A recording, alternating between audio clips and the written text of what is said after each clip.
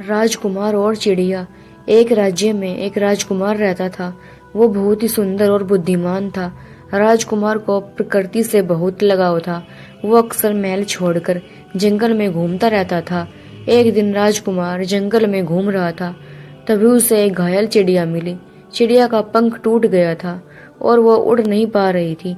राजकुमार ने चिड़िया को उठाया और उसे अपने महल ले आया। उसने चिड़िया का ख्याल रखा और उसे दवा दी। कुछ दिनों बाद चिड़िया ठीक हो गई और उड़ने लगी। चिड़िया राजकुमार की बहुत आभारी थी। उसने राजकुमार से कहा, मैं आपकी कृपया कभी नहीं भूलूंगी। मैं आपके लिए कुछ करना चाहती हूँ। राजकुमार ने कहा, तुम्हें कुछ करने की जरूरत नहीं है, तुम मेरी दोस्त हो। कुछ समय बाद राजकुमार की शादी होने वाली थी। राजकुमार की दुल्हन बहुत ही खूबसूरत थी, लेकिन वो बहुत ही घमंडी भी थी। वो राजकुमार से बहुत प्यार करती थी, लेकिन वो हमेशा यही चाहती थी कि राजकुमार केवल उसकी ओर ध्यान दे।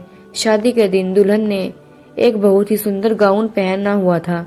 वो खुद को आईने में देख रही थी और सोच रही थी कि वो कितनी खूबसूरत है। तभी चिड़िया उसके पास आई और उसके कान में कुछ फुसफुसाया। दुल्हन ने चिड़िया की बात सुनकर बहुत डर गई।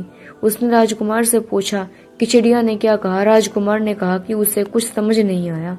रात को जब राजकुमार सो रहा था, तभी दुल्हन उठ गई और एक जादुई शीशा निकाला। शीशे में उसने खुद को एक राक्षस के रूप में देखा। वो बहुत डर गई और राजकुमार को जगाया। राजकुमार ने दुल्हन को समझाया कि ये सब चिड़िया की जादुई शक्ति है।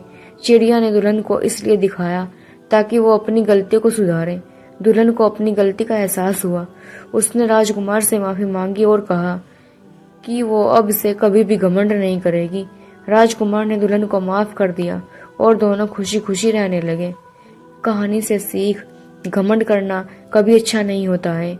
हमें हमेशा सही रहना चाहिए और दूसरों की मदद करनी चाहिए।